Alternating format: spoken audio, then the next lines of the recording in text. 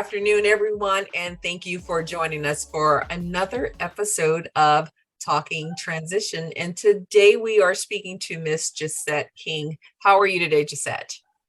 Great. Really happy to be here and having a conversation with you guys.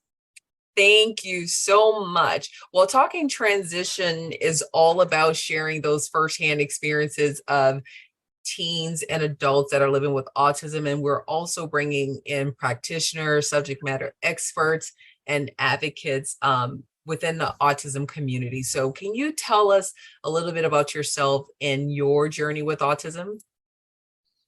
Well, I am a jack of all trades. I like to stay active in all areas of my life. So I am an educator. I have a master's degree in psychology.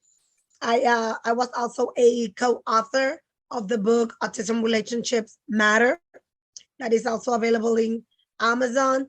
And I am also a fitness instructor and an autism mom. I have a girl with autism and she inspired us to found a nonprofit to help with education in the community about autism, special needs, and advocacy. Yeah. So how old is your daughter? She's 15. 15. So she is about high school age now. How has her experience been so far on the journey? Does she enjoy school, or how are things for her? She likes school. Junior high was a little bit bumpy because it was through the pandemic, and at those times the school district I think that they were feeling lucky that they will get somebody to do special needs, but maybe they were not the best. So I am thankful that I am an educator and I know how things need to be done and I know who to talk to, and we try to fix it quick. But yeah, junior high was a little bit difficult. That's when she also got her period.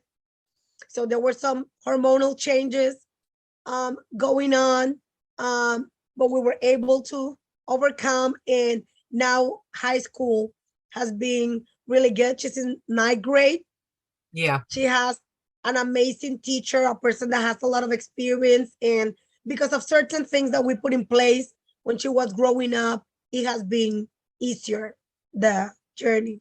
Yeah, no, that's awesome, because I think that when you catch things ahead of time, especially when you're looking at the IEPs and different things like that, and those school resources, the earlier that you are able to get things in place, I think the better, because it sort of follows them from school to school, especially when you have things documented so early in that journey. At what age was she diagnosed? She was diagnosed really early, around when she was maybe 3.5. Because again, I am an educator. My husband is an educator. So we were already like, she's not talking or she's not doing certain things that she needs to be doing.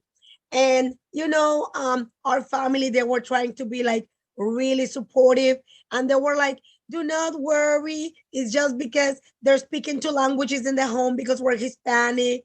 And it's like the cultural shock with English. And I was like, no, I think that there's something else. And so I talked with the team. I was in an elementary school. And I said, I'm worried about my girl because I don't think that she's speaking to the level that she's supposed to be speaking at this age. And when they were trying to do the evaluation, they noticed, that there were certain instructions that she was not following, that her attention span was really short. And that is why when we're trying to educate parents, we stress the importance of early detention.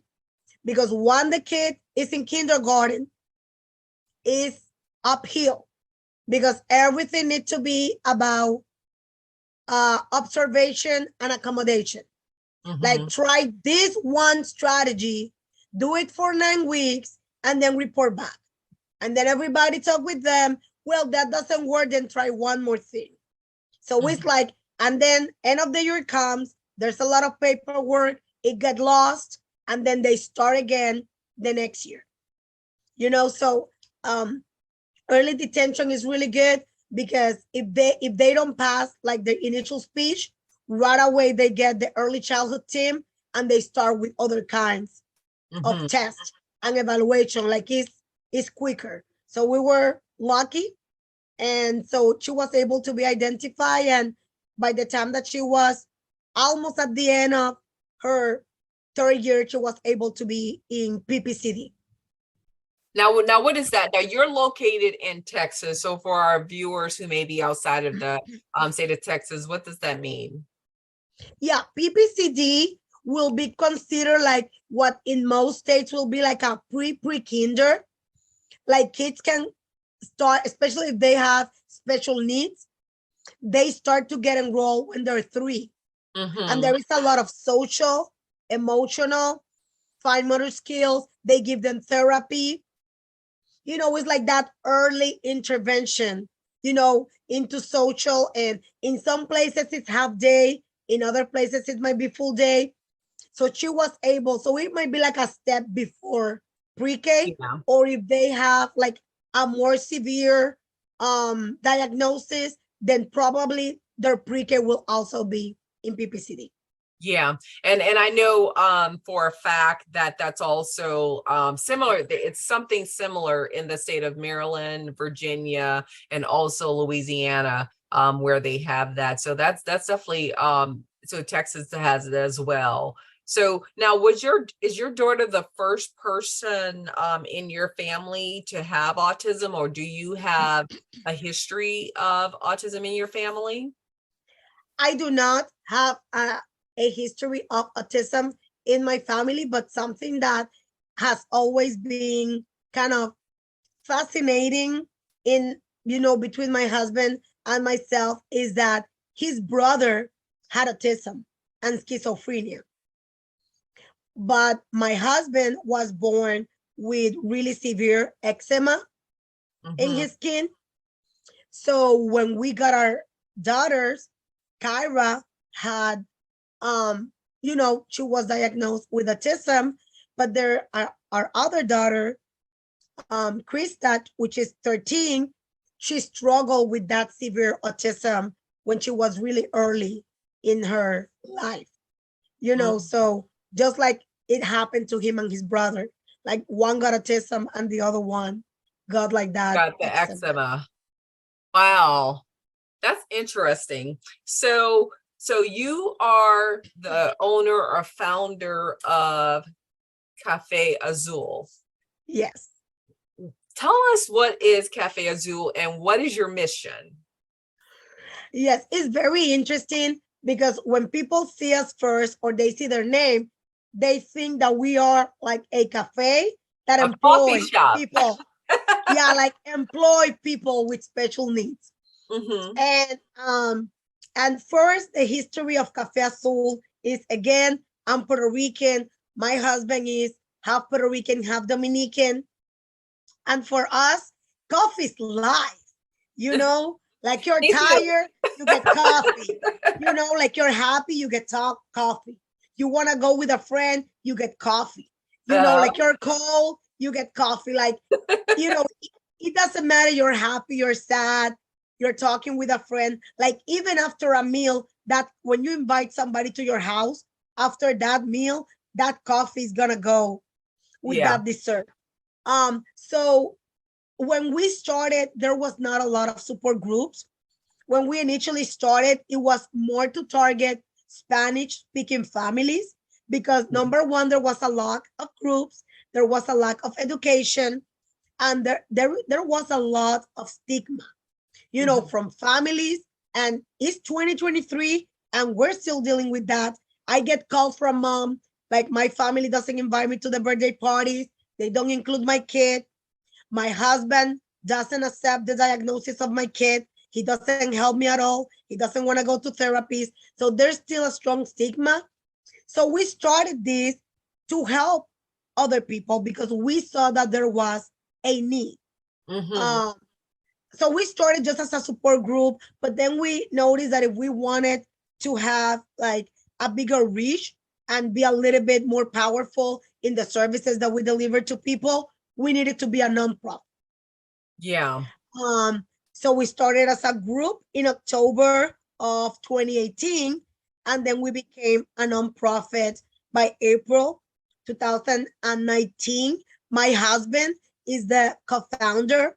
He's a little bit more backstage, but he's like very supportive. He's just like not as up top and up front, but he helped us a lot in the organization, and he usually deals with the dads in support, talking with them also, because special needs dad, they need like that person that can inspire them and make them feel, like you can do this. Yeah. um so our mission is educate, inspire, and motivate. We want to educate the parents because there was a lot of group, and there's nothing wrong about it, that there were like play dates and let's go play. But when that mom is in a meeting and is gonna fight for the rights of their kids, they need education, they need Yeah. information, they need what to do and who to talk to, you Yeah. know? So we didn't want to be just another play group or social group to find other moms. We wanted to be powerful. I want you to give you the information that you need, so you didn't have to pay for an advocate to go with you to the meeting because you knew what to do. And we also wanted to create awareness in the community, inclusion. We partnered up with different kind of organizations, Mm-hmm. school, when there was the pandemic, we did virtual conferences. We partnered up with Alvin ISD also to help parents of kids with special needs. And then it comes the inspire. We want to empower parents to know that they can do this, that they're not alone. And it's not that we provide all the services, but we can connect you with the service that you need, or with the Yeah. person that has the knowledge to help you. Because it's not about us being everything to everybody. It's about help you, because there's some people that might help you and you don't know. Yeah. And lastly, the motivate. Like, we want to motivate people, number one, to see their abilities and not only the label. There's so much misinformation about autism and special needs, and because people are scared of what they don't know. So we try to educate, bring different kind of perspective. And so we do education, but we also do sensory friendly community events to create inclusion as well. I love that. And it sounds like all I heard in all of that, advocacy, advocacy, advocacy, because I think that's like the underlying current in a lot of the things that we're doing. And it's not, you're not saying it, but you're doing it. It's a big part of that, because you can't educate, you can't motivate, you can't inspire without advocating for the community. And so I definitely love that. And I love that what you're doing within your community, because the statistics show that Hispanic kids are diagnosed later for whatever reasons. I know also in the African American community, same thing. They're diagnosed later, and a big part of that stigma, I think, that's where we see like some of the similarities, definitely within the communities. Like, oh, it's okay, they'll be fine, and then before you know it, so much time has elapsed,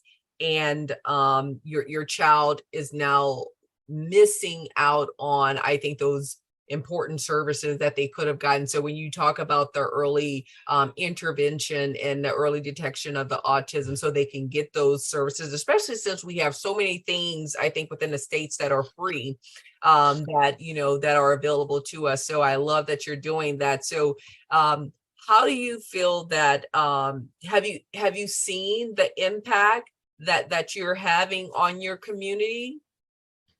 We have, like, again, we have partnered up with school district. We have partnered up with Chamber of Commerce, and we have been having meetings with them about, how, for example, with the Chamber of Commerce, Chamber of Commerce, like, like, don't be afraid of hiring a person with special needs. Like, you can connect with Texas workforce. They help you, they support you, because autism doesn't end at 18. And, there's individuals that, they might have an intellectual disability and they might not do a job. But just because you have autism doesn't mean you cannot have a job. There's, like, for example, as an educator, I have had what is called double exceptional, which is a person that has autism, but is also GT, gifted and talented, you know? So you might need to work on this social skill, but their mind can do work that is 2-3 years in advance. Yeah. And also, like, we are building community because, the special needs role can be lonely. So we want parents to connect with other parents. And we usually have this coffee talk. Actually, tomorrow we're going to have one where we do not have a set theme. We invite parents. Sometimes we even like buy the donuts and the coffee. We have prices, but it's just a place for them. Number one, to not be judged. Number two, to connect with another parent of a kid that has special needs. Number three, asking questions that they might not even feel to type in a Facebook group. Yeah. It's just a safe place. Or just like, you don't know how many special needs mom I have heard that they tell me, I don't know what it is to have a friend because all my friends left me when my kid was diagnosed. Everybody left. And to find another mom that your kid can have a play day with them, or you can go with her and take coffee while your kids are in school, or just want to call because she already had a kid with your age. Like, sometimes I remember in my network, it was like, my daughter is turning 11. I got my period when I was 11. And I know that she's developing, her period is coming soon. What did you guys do? And I had my network to ask those questions and they helped me. So you can see it, by the way that people respond, how they message you, how they want to connect with you, how the doors open, doors that I didn't even know. Like right now, we're being very active in the summer, providing adaptive Zumba, which is Zumba for individuals with intellectual disabilities at their level. And all the people that is calling me, can you come? Can you come? Can you come? And you can see their joy. And I love that. Fills my heart. Oh my goodness. Yeah, I love that. And to be able to be, I would say, in a space that's free, because my son has autism, and when he does this little running man thing. So just to see him, just kind of like get and do his little dance, that's I love that. But you're right when you mention about how lonely it can be as a mom, and it's not just like not having friends, but family doesn't understand. So you find that your child is not being included, like within my family, or my husband's family. Sometimes when they would visit, they would be like, well, we'll take the girls, but you guys can keep the son. So it kind of have it makes you feel excluded, right? And so it becomes very, very difficult. And then too, and I was sort of prepared for this because I worked with, when my son was first diagnosed, I worked with a gentleman, and his son was in high school and he was getting ready to graduate. And so one of the things he did warn me about is that, in school as well, you're all one close knit family in elementary because everyone gets an invitation. But then as the child gets older and they go to middle school and they go to high school, then now kids are not required to invite everyone in a class. So, and that was one of the things too that I try to keep on a back burner and try to have these conversations with not just my son, but with my kids in general, that as people get older, their interest starts to change. So you may be best of friends today, but then, in the future, it may not be that way. So that but it is a very it could be a very lonely journey. So like for your daughter, does she have friends? Does she have a huge friend group? And I know you say you have two girls, so which I think is kind of cool that they're close in age, so you know they can do life together. But how is it for your daughter socially going through this phase? Well, it's a little bit tough because she's 15. She has a speech impairment, like she can speak, but it's like in sentences. And but mentally, she's around 4 years old. So it's challenging because physically she can do certain things, like she Mm, can read, like she taught herself sign language. wow. She can memorize songs like that. But then I'm still working with her, like creating songs with acronyms so she can give herself a bath independently. Mm, Because if not, she just stand in the shower for the water and just playing with the water instead of actually get the. So I'm like, right now, I am mhm. like, no, girl, you need to do this. So right now we're working with letters, like A, and she does her armpits. Yeah. The next letter. So right now I'm just saying the letter, but she's doing all the work. But eventually I want, like, just when she gets to the shower, she's gonna get that connection. Um, Last year we started for her to pack her own lunch to Mm-hmm. school. She's very routine, like, so she eats almost the same lunch every day. So she goes and grab it and pack it up. She doesn't have like friends outside of school, but like something that I feel really thankful is that we have never had like any complaint about aggression. Mm, Like she's not aggressive like to anybody. Like even if she's upset, like she might maybe scream or like cry. But she mm. will not be like pushing, biting, like nothing like that. Um, so like the only thing that we might get is, when they get older, she's 4 and I am a pre-K kinder teacher, and those kids are hugging me all the time. So Mhm. sometimes in school, she want to be hugging people, but you know, maybe if it's a female teacher, it's not a big thing. But what if it's a male? They need to be very careful. And she is like full breasted. So they Mhm. were like teaching her like to ask, like, I need a hug. And then maybe like taking side hugs because I mean at the beginning it breaks a little bit of my heart because she's a loving person. But I also need to think, as a 15-year-old, you're not gonna be hugging people without their concern, their Mhm. consent. Yeah. So it's just preparing her for the future. And I told my other daughter, Krista, I said, your daughter has autism. You're not missing on anything because you guys fight just like you were regular sisters, with not, even if your sister, because the thing is, Krista's 13 and sometimes she helps us to take care of Kyra, which is 15. But even Kyra, she's like 4 years old in her mind. She knows she's the older sister. Yeah.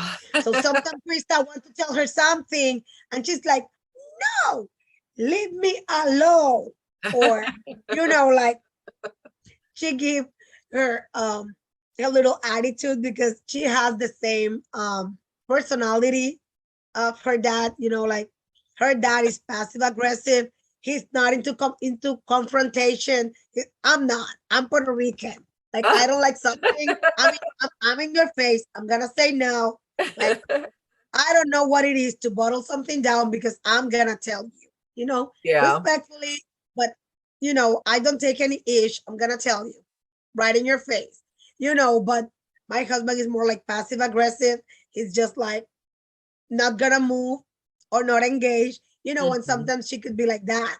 Like her sister will be telling her something and she's like, not moving. And so sometimes it's kind of funny that even if mentally she's 4, sometimes she does some kind of adolescent things and she likes Yeah. black. She likes to dress in black. And Oh, my girl. uh, I have Yes. on color today, but I love all black. Yeah. I have been working with her little by little because even her mind is 4, she's not. And it's my responsibility as a mom to show her what is Yeah. age appropriate because I want to give her the full experience of her life that she can have, you know? Yeah. Like, I love that, Giset. And so you made me think about something very interesting, about, do you think technology, with all the assistive technology that is available now, do you think that that could sort of assist her in learning some of the things? And even if not technology, I was thinking like with the bath thing, sticking pictures or something on, like laminating something to the wall that is waterproof, like putting it in a waterproof something, so that way she sees the steps. But do you think technology could work in assisting? well, I know that they started trying out with her an ACC device, an assistive communication device to help her to increase her vocabulary. But anything, individuals with autism are very visual, Mm-hmm. and they usually have like that kind of like they see something and it's like stick in their mind. For example, we wanted her to start dressing herself, and we put labels outside that says pants, shirts, underwear.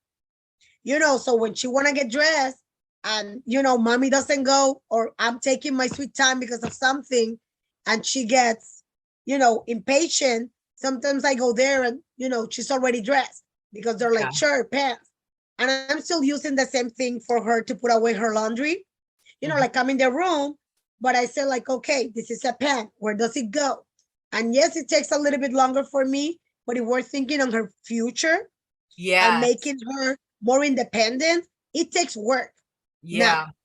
Yeah, I no, that's good, because of those executive functioning skills, like they're going to be with her for the rest of her life. Like, so it's like, and that's the thing. I think the hard part, because I've sort of talked and engaged with moms, and you can see that they're very tired and they're dejected already, and it's almost like they've given up, but the child is still a teenager, and they have so much life ahead of them. So I love that you are very adamant about making sure she has that. And I love the way how you explained it, on making sure she has a full experience and lives the best life for her. So I think that that's awesome. So now, what way do you think that people can support individuals like Kyra? Like, how can the community support your mom? You have you and your husband, you guys are doing all these things, and it's amazing that you even have the time. You teach Zumba, you're running a business, you're doing these coffee talks, so and it's probably easier for you to juggle on most days, because you seem like a natural nurturer and giver of people. So, but what can a community do to support? What can organizations do? Like, what do you feel that would be like would be um, the best thing for your daughter?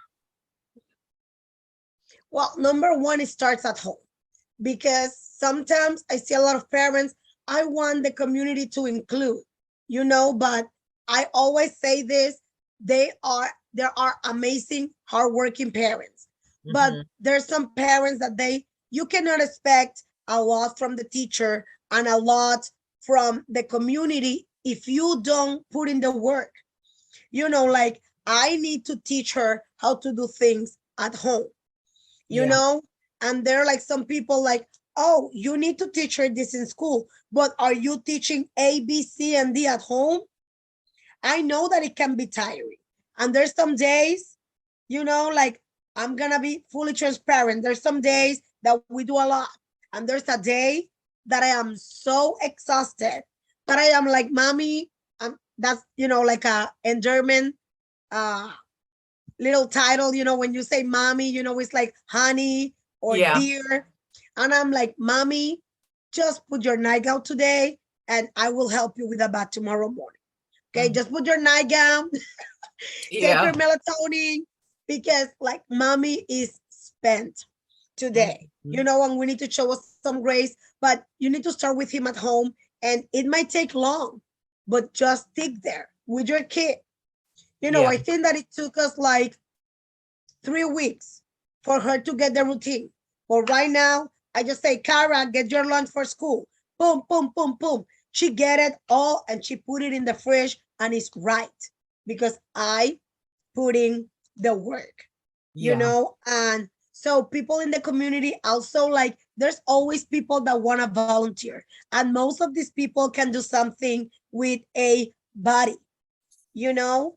And maybe HEB can have one day when maybe this individual with special needs can volunteer to pack the groceries. You know, if they can move their hands, they can take it and they can put it in. And that's what I think in the future. You know, my daughter, she likes to go to the supermarket. Right now, she's scanning in those self-serve. She's scanning. Why? I don't know what kind of opportunity jobs can open for her in the future, but I'm going to do my part to Yeah. have her ready, sorting out things. You know, like, I don't know, you can tell them, even if they don't fold it yet. Okay, this basket is for shirts, this basket is for pants. That is Yeah. another skill, sorting that they can do, you know? So I think that if communities are and businesses are a little bit more open about working with us, like, hey, maybe at, you know, this day, maybe your kid can come for an hour and just like scoop ice cream with Yeah. one of our employees, you know, and just the opportunity, um, you know, is gonna make also grow their business, and again, help them to learn a little bit more about individuals with special needs, but also give this individual with special needs those opportunities, because if we don't challenge them, they're not gonna grow. You know, we need to Exactly. raise the bar high. It's not about unrealistic expectation, but we should not just expect from them to sit and watch TV and eat and go to sleep, because there Yes. are individuals with abilities and talents, and it's in us, you know, to find what their talent is and use it. I agree. And I feel like too that they're craving that attention, that interaction, those opportunities. And I found with my son, and I had to stop doing this, that it was my fear a lot of times that was keeping him from doing a lot of things. But then when I realized that he could do a lot more than I was giving him credit for, now when you raise the bar, it sometimes it can be frustrating for him, but he's rising to the occasion because I lifted the bar. And so I think that it's important to do that. And I love that you say, well, what are you doing at home? Because you're right. Sometimes we expect the teachers to do everything, or you know, the community to provide everything, but or the therapists to get everything right. But there are certain things that I think we can do at home to make sure with repetitiveness that they're actually getting it, because the more that they're doing it, then the better off that they will be. So it becomes like muscle memory for them. So, well, I have two more questions for you. Can I ask you more? So, what advice would you give a mom? Think about how you felt when you first got that diagnosis, for Kara. So, what advice would you give a mom that has a child that's been newly diagnosed? Of course, when you receive the diagnosis, there's gonna be some levels of grief, right? But do not stay there. The longer you stay in that grief, the longer it's gonna take to give your kid what your child needs. I'm not telling you not to feel like that, but like crying every day is not doing anything for your kid. Like, I remember that every time that it was Autism National Day, which is April 2nd, I would cry every year, you know? And I said, you know what? God has a purpose for her. So we're not gonna cry anymore. We're gonna focus on what she can do. We're gonna celebrate what she can do. And what she cannot do, we're gonna teach her and try to help her so she can do it. But you're gonna have bad days as a special need parent, but you cannot just focus on the bad. Like sometimes I see parents that are hours in the computer looking for like a diet that help their kid, or looking for different kind of treatments, but you're not spending time with your kid. You're in the computer, spending the night. You're not spending time with your husband. I remember when Carol was diagnosed that they told us about ABA. Like she was in school all day and then ABA all the afternoon. We were starting to get extra jobs so we could pay it, and we were miserable. And I was like, Angel, you know what? I told my husband, um, I think that this is not helping us as a family.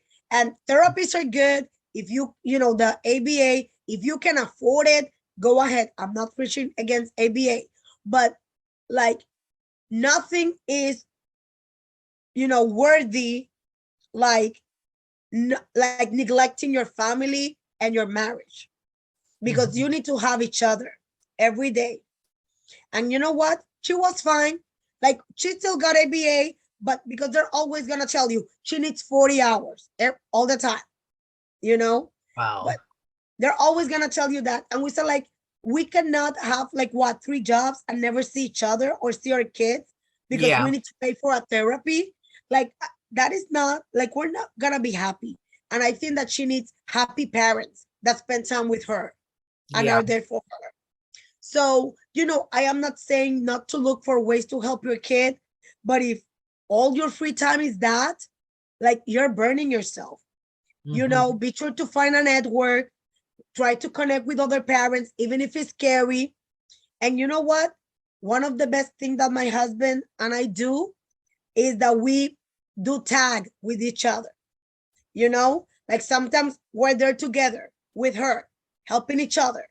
And sometimes I'm like, Angel, I need a break, papi. Yeah. I'm gonna go eat some Mexican food with my friends because, I need to fill my tank. And then he's like, Giset, I need a break. I'm gonna go to the Astros game. I'm gonna eat some hot dogs. Yeah. All right. And we are like that. Like as a special need parent, I know that it's hard to get like daycare, but just give each other breaks, and that's gonna, believe me, it's gonna make your marriage stronger because you're gonna come energized, distressed, and you're like, mommy, I got you, baby. I got you. I'm ready today to do what I need to do. I love that you touched on that because I feel like that is not talked about enough, where the impact that it has on marriages, the impact that raising a special needs child has on the divorce rate, because it's high in double families. So I'm glad that you touched on that, and I love that you say high five, because I use a phrase that my husband and I, we high five each other on the stairs, like, you got him, okay, we're good. And because you do need that time. So last question, where can people find out about Cafe Azul? Yes, we have a page, and then I can send you the link if you want to share it during the podcast. Also, we are in Facebook, and you can put it like that, Cafe Azul TX Autism. We're also in Twitter. We're also on Instagram, the same at Cafe Azul TX. So they can find us there, connect with us. We also have a support group in Facebook, and we are bilingual, English and Spanish. All right. So whatever you need about, hey, I have an art meeting coming up, I have this, I have a question, messages, and we will connect you and give you the information that we need. Awesome. Well, this has been a great conversation. I wish we could keep you a little longer, but next time, right? Thank you so much. Thank you. It was a pleasure, and whatever I can do to help. And believe me, that special needs and marriage, that's a podcast just on itself. Yes. All right. Thank you. Have a great day.